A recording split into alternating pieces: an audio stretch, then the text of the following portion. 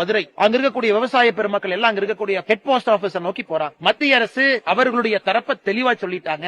இங்கே டங்ஸ்டன் சுரங்கம் நாங்கள் அமைக்க போறதில்லை. மாநில அரசுக்கு வலியுறுத்தி இருக்கிறாங்க. நீங்க எந்த விதமான நடவடிக்கை எடுக்காது. என் முதலமைச்சருக்கு மதுரை போய் அங்க இருக்கக்கூடிய விவசாய பெருமக்கள் எல்லாம் ஒன்னா உட்கார வச்சு இங்க டங்ஸ்டன் சுரங்கம் வராதுன்னு சொல்ற என்ன பிரச்சனை அவருக்கு? மத்திய அரசு தெளிவுபடுத்திய பிறகு இவங்க என்ன அன்கோ போட்டுக்கிட்டாங்களா தனியார் கம்பெனியோட?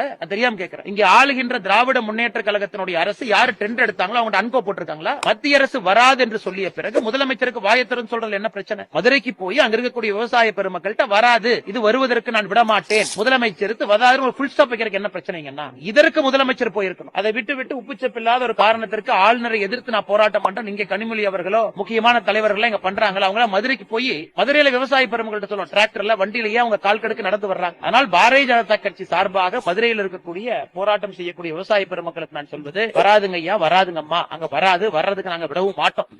இதை அமைச்சர் கிருஷ்ணன் ரெட்டி அவர்கள் மிக தெளிவா சொல்லியிருக்காங்க. வருவதற்கு வாய்ப்பு இல்லை. இன்னும் நீங்க சமாதானம் அடையலையா? ஒருவேளை வந்துச்சுன்னா நானே வந்து உங்கள்கிட்ட போராட்டம் உட்கார்றேன். இதை விட என்ன சொல்றது? வராதுன்னு சொல்லிட்டோம், வர போறதில்லைன்னு சொல்லிட்டோம், எந்த காரணத்திற்கும் வர விடமாட்டோம்னு சொல்லிட்டோம்.